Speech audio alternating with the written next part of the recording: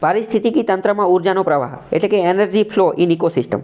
તો કે ઉર્જા કઈ રીતે ચાલે છે, તો આપણે એનર્જી માટેનો પિરામિડ ઓલરેડી જોઈ લીધો, લિન્ડેનનો સિદ્ધાંત જોઈ લીધો, તો એ બધી વસ્તુ આની અંદર સમજાવેલી છે.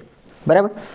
હવે બીજી વાત કરીએ કે અમુક પ્રકારના ચક્ર જોવા મળે, જેમ કે જળચક્ર. જળચક્ર એટલે કે વોટર સાયકલ આપણે ઓલરેડી જોઈ ચૂક્યા છીએ કે પહેલાં સમુદ્રના જળમાંથી બાષ્પ બને, વરાળ બને, વાદળા બને, વરસાદ આવે, એ જ વરસાદ પાયો સમુદ્રમાં જાય, તો એ જળચક્ર છે. બરાબર. આખી વસ્તુ જે ગોળ ગોળ ફરે એ. ઓકે, ચલો. તો વોટર સાયકલ આપણે જોઈ લીધું. સેમ એવી જ રીતનું કાર્બન ચક્ર છે, એવી જ રીતનું ઓક્સિજન ચક્ર છે, નાઇટ્રોજન ચક્ર છે, ઉર્જા ચક્ર છે, આ બધી વસ્તુ. ચલો, ઉર્જા ચક્ર આપણે જોઈ લીધું. બરાબર, કે સૂર્યમાંથી ઉર્જા આવે છે. બરાબર. પછી ધીમે ધીમે એમાંથી ક્યાં જાય? વનસ્પતિમાં જાય, માટીમાં નહીં બધે જાય, અને મનુષ્ય રીતે પછી મરી જશે, પછી તો માટીમાં જ એકઠા ભેગો થઈ જશે, અને એ જ માટીમાંથી પછી અલગ અલગ એનર્જી મળતી હોય છે. જેમ કે તમને ખ્યાલ હશે કે ક્રૂડ ઓઇલ ને એ બધું મળતું હશે, ક્રૂડ ઓઇલ ને એ બધું. બરાબર. તો એ ક્રૂડ ઓઇલ ને એ બધું બને છે ક્યારે? નેચરલ ગેસ ને એ બધું, કે સજીવોની બધા કોહવાય તો એના કારણે જ મળે છે, પણ એ તો બહુ લાખો કરોડો વર્ષની પ્રક્રિયા છે. પણ ટૂંકમાં છે આખું એક ચક્ર. તો કાર્બન ચક્ર આપણે જોઈ લીધું. કાર્બન ચક્ર થોડું ઘણું જોઈ લીધું. અત્યારે હું તમને ફરીથી કહું કે વનસ્પતિમાં શું હતું? વનસ્પતિ સૂર્યપ્રકાશની હાજરીમાં પ્રકાશ સંશ્લેષણની પ્રક્રિયાથી કાર્બન ડાયોક્સાઇડ જે છે એ એનો ખોરાક તરીકે ઉપયોગ કરશે, અને કાર્બન ડાયોક્સાઇડમાંથી શું બનાવશે? કાર્બોહાઈડ્રેટ્સ બનાવશે. આ કાર્બોહાઈડ્રેટ્સ જે છે એ આપણે વનસ્પતિ ખાઈશું એટલે સજીવની અંદર આવી જશે. સજીવનું જ્યારે મૃત્યુ પામશે એટલે વળી પાછું વાતાવરણમાં પાછું છૂટું થઈ જશે. ખ્યાલ આવ્યો? તો કાર્બન ચક્ર થઈ ગયું. સેમ એવી રીતે ઓક્સિજન ચક્ર, નાઇટ્રોજન ચક્ર, ઉર્જા ચક્ર, એ બધા આપણે ચક્ર જોવાના છે. ઇન શોર્ટ આ બધા ચક્ર શું છે એ સમજીએ. તો અત્યારે મેં તમને જે ચલાવ્યું ને એ જ કે ચક્ર શું છે? તો કે જૈવિક એટલે કે સજીવો અને અજૈવિક એટલે કે નિર્જીવો, એ બંનેને જોડતી કડી છે. એ બંનેને જોડતી કડી કઈ છે? એ બંનેને જોડતી કડી એ આ ચક્ર છે. જેમ કે કાર્બન ચક્ર, તો કે કાર્બન શું છે? કાર્બન એ અજૈવિક બાબત છે, અજૈવિક છે, પણ એ સજીવની અંદર ઘૂસવાની કોશિશ કરશે તો ત્યારે એને ચક્રની જરૂર પડશે. વોટર, પાણી શું છે? પાણી અજૈવિક છે, પણ એને સજીવની અંદર ઘૂસવું છે તો ત્યારે ચક્રની જરૂર પડશે. સમજાણું કે ન સમજાણું? ઓકે, ચલો.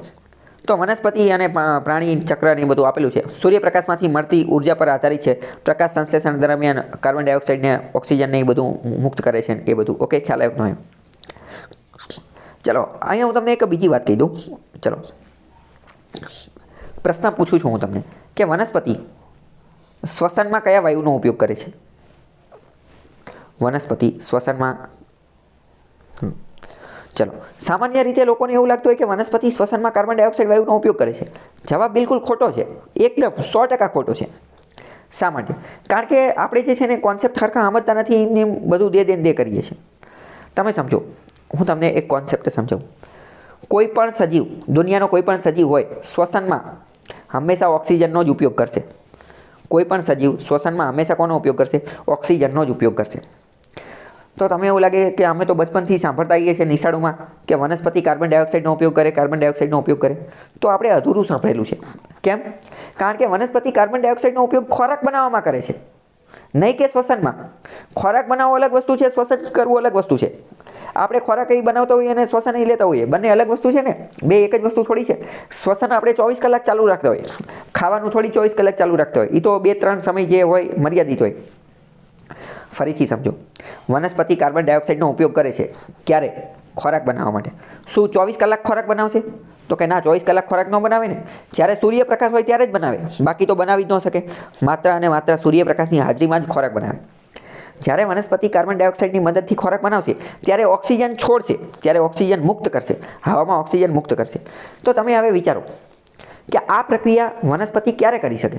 તો માત્ર સૂર્યની હાજરીમાં કરી શકે, એટલે કે દિવસે જ કરી શકે, રાત્રે કરશે નહીં. તો તમે વિચારો, શું રાત્રે વનસ્પતિ ઓક્સિજન મુક્ત કરશે અને કાર્બન ડાયોક્સાઇડ ગ્રહણ કરશે કે નહીં કરે?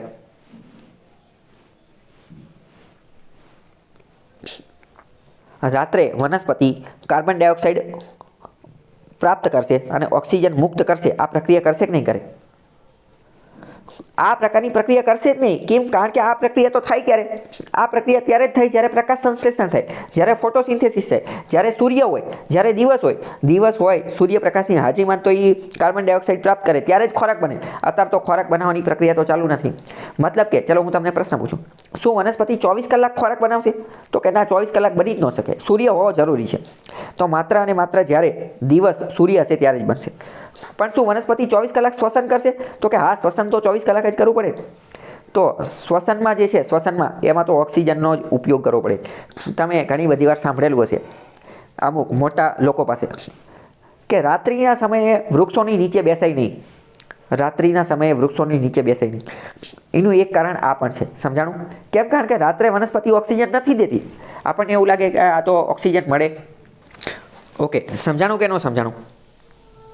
કે વનસ્પતિ 24 કલાક શ્વસન કરે છે પણ 24 કલાક ખોરાક બનાવતી નથી. બરાબર? ટૂંકમાં હવે તમારે અત્યાર સુધીનો જે વર્ષો જૂનો ડાઉટ હતો સોલ્વ થઈ ગયો કે નહીં? વનસ્પતિ ખોરાક બનાવવા માટે કાર્બન ડાયોક્સાઇડનો ઉપયોગ કરે છે, નહીં કે શ્વસન માટે. શ્વસન માટે તો ફરજિયાત બધા સજીવો ઓક્સિજનનો જ ઉપયોગ કરે છે. ઓકે, આગળ આ બુકની અંદર આપેલું છે, મેં વ્યવસ્થિત ચલાવેલું પણ છે. એકવાર તમે વાંચો ત્યારે જોઈ લેજો. બરાબર?